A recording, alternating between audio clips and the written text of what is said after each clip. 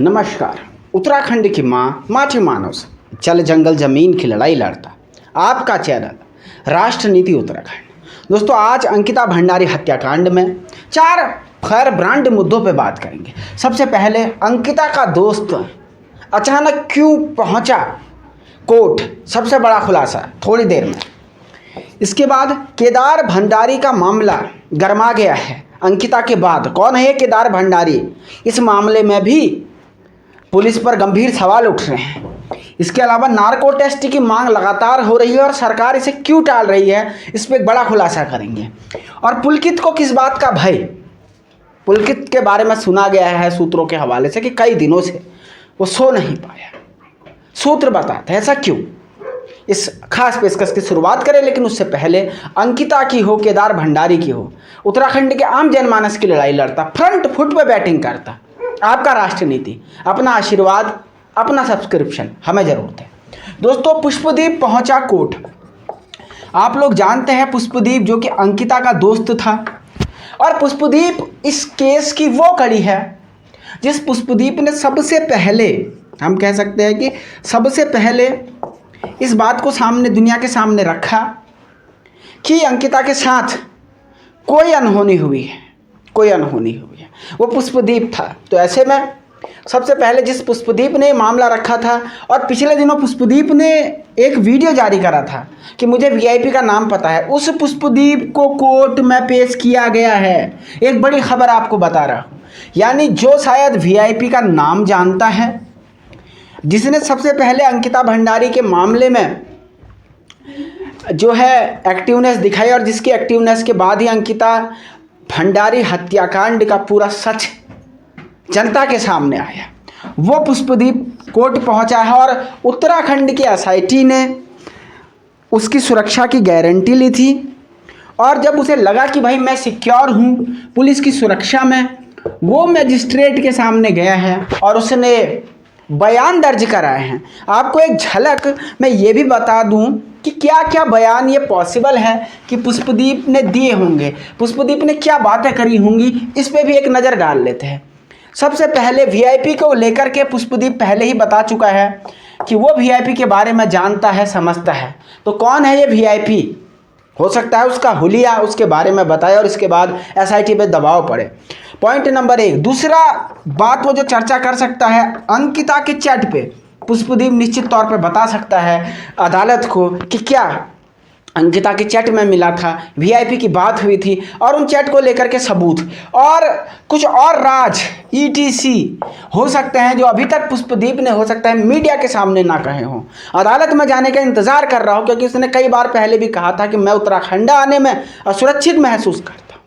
तो क्या पुलिस की सुरक्षा में पुष्पदीप ने अंकिता की हत्या के कुछ राज खोल दिए हैं, ये बात आज देखने की रही होगी। और अब ये तो आने वाले दिनों में ही पता चलेगा कि मैजिस्ट्रेट के सामने क्या बयान इसने दर्ज करवाए हैं। इसके बाद केदार भंडारी का मामला, हालांकि राष्ट्र नीति उत्तराखंड चैनल इसको 2 और वीडियोस में उठा चुका है। केदार भंडारी के मामले को 2 वीडियोस में उठा चुका है, लेकिन जब हमने उठाया था उसके बाद तेजी इस मामले में आई थी, लेकिन आज भी कोई कार्रवाई नहीं हुई। जो दर्शक इस मामले से अनभिज्ञ हैं वो सुन लें। एक लड़का जो अग्निवीर की भर्ती में गया हुआ था, उसे उत्तराखंड की पुलिस चोरी के इल्जाम में पकड़ लेती है, और उसके बाद उत्तराखंड की पुलिस द्वारा कहा गया कि उसने अचानक से हमें धक्का देकर यहाँ से भागने की कोशिश की, और जब हमने उसका पीछा किया तो वो नदी में कूद गया, और अभी तक उसकी ना लाश मिली है ना उसके बारे में कुछ पता चला है। कुल मिलाकर के दृश्यम 2 पुलिस वालों ने इसको बना दिया है। अंकिता के माँ बाप के साथ ही केदार भंडारी के माता पिता भी रो रो करके पूरे राज्य के लोगों से गुहार या अपील लगा रहे हैं कि हमारे बच्चे को ढूंढ दो, जिंदा ना सही, बस उसकी एक आखिरी बार हम शक्ल तो देख सकें। लेकिन ना पुलिस के पास कोई जवाब है, ना शासन के कोई पास जवाब है। इस मामले में जो सबसे बड़ा सवाल पैदा हो रहा है कि ऐसे कैसे कोई पुलिस के यहाँ से धक्का मार के भाग गया। क्वेश्चन नंबर 1, क्या हमारे यहाँ इतनी कमज़ोर पुलिसिंग व्यवस्था है कि जो धक्का मार करके वो गायब हो गया, और ऐसे कोई कैसे नदी में कूद जाएगा। और जब तक वो नदी में नहीं कूदा तब तक ये मुद्दे को जब कंप्लेंट की गई उसके बाद ही इसको उजागर क्यों किया गया? अभी तक ये जो है, हालांकि पहले ही ये उजागर हो चुका है, लेकिन एक लंबे समय तक इस पर चुप्पी क्यों साधी गई? इसके अलावा चोरी करने के इल्ज़ाम में क्या कोई व्यक्ति आत्महत्या करेगा? और फिर हमें याद करना चाहिए रणबीर सिंह फर्जी इनकाउंटर मामला। कहीं केदार दूसरा रणबीर तो नहीं बन गया? ये उत्तराखंड की जनता पूछ रही है पुलिस से। मित्रता सेवा सुरक्षा का दंभ भरने वाली उत्तराखंड की पुलिस, उत्तराखंड के डीजीपी साहब, एक गरीब के बेटी की हत्या हुई है, पुलकित के को बचाने के लिए सबूत नष्ट किए जा रहे हैं, सरकार मौन, पुलिस मौन। अब एक बच्चा, गरीब घर का बच्चा गायब हो गया, तो उत्तराखंड के गरीब घर के बेटे बेटियां अब क्या इस राज्य में सुरक्षित रह गई हैं? ये सवाल चीफ मिनिस्टर धामी को पूछा जाएगा। धामी साहब जरा बताइए, मुंह खोलिए, कुछ तो बोलिए। आपसे राष्ट्र नीति उत्तराखंड इस लाइव सेशन के माध्यम से, इस वीडियो के माध्यम से ये बात पूछ रहा है। आगे बढ़ते हैं इस वीडियो में।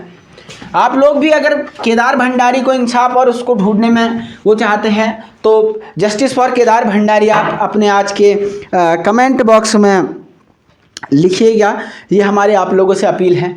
इसके बाद आगे बात करते हैं नार्को टेस्ट की मांग। देखिए, एक बात से लगातार उत्तराखंड की सरकार बसती जा रही है, इस मामले को सुने का अनसुना कर रही है, वो है वीआईपी का नाम। लोग पूछ पूछ के परेशान है कि वीआईपी कौन, लेकिन उत्तराखंड की सरकार वीआईपी का नाम बताने के लिए नहीं तैयार। तो जब हमने इसका रास्ता निकाला, सबसे पहले राष्ट्र नीति उत्तराखंड को इस बात का गर्व है कि मैंने वो रास्ता दिया कि नार्को टेस्ट से ये बात खुल सकती है। मेरे बाद अंकिता के माता पिता ने और विभिन्न न्यूज़ चैनलों ने, उनका भी मैं धन्यवाद करता हूं कि हमारी नार्को टेस्ट की मांग को इतना व्यापक समर्थन मिला, इसको उठाना शुरू किया। और उसके बाद जब ये पूरी बात हो गई तो अब कहीं ना कहीं नजरें चुरा रही है पुलिस और सरकार कि इसका वीआईपी पता लगाने के लिए नार्को टेस्ट। ये वीआईपी जरूर कोई इतना खास व्यक्ति तो रहा होगा जो कहीं ना कहीं उत्तराखंड की सरकार के लिए कोई मुसीबत खड़ी ना करते।